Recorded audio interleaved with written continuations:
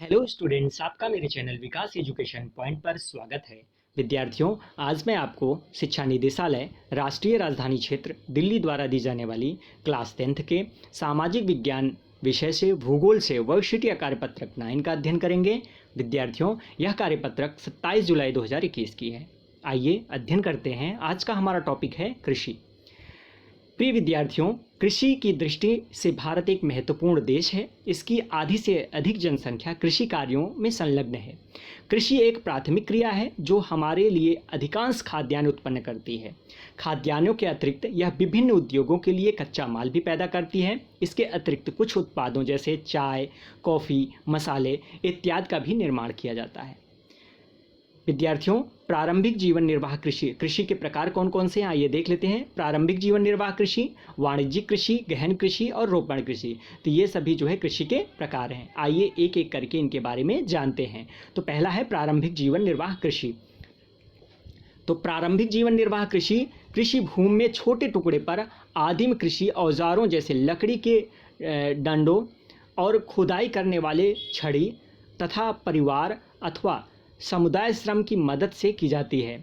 इस प्रकार की कृषि प्रायः मानसून, मृदा की प्राकृतिक उर्वरता और फसल उगाने के लिए अन्य पर्यावरणीय परिस्थितियों की उपयुक्तता पर निर्भर करती है। यह कर्तन दहन प्रणाली कृषि है।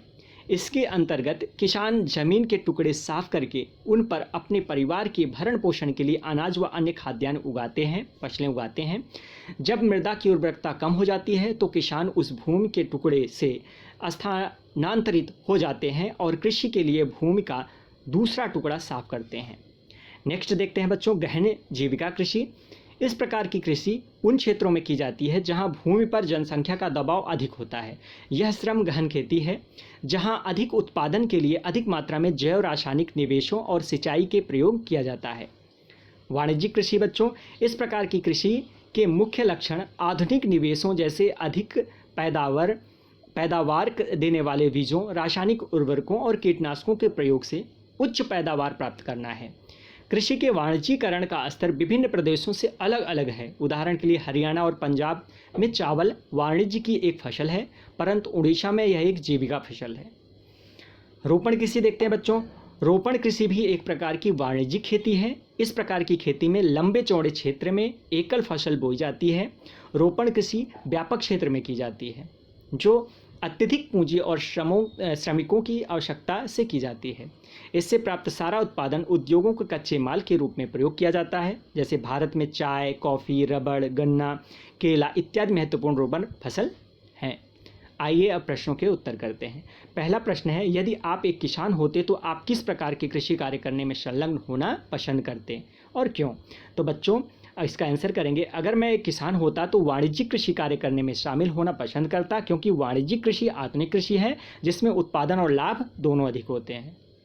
ठीक है, तो पहले प्रश्न का आंसर इस प्रकार से कर लेंगे। नेक्स्ट क्वेश्चन है, गहन जीविका कृषि के महत्व पर एक नोट लिखिए। तो इसका आंसर करेंगे, गहन जीविका कृषि इस प्रकार की कृषि उन क्षेत्रों में की जाती है जहां भूमि पर जनसंख्या का दबाव अधिक होता है। यह श्रम गहन खेती है जहां अधिक उत्पादन के लिए अधिक मात्रा में जैव रासायनिक निवेशों और सिंचाई की प्रयोग किया जाता है।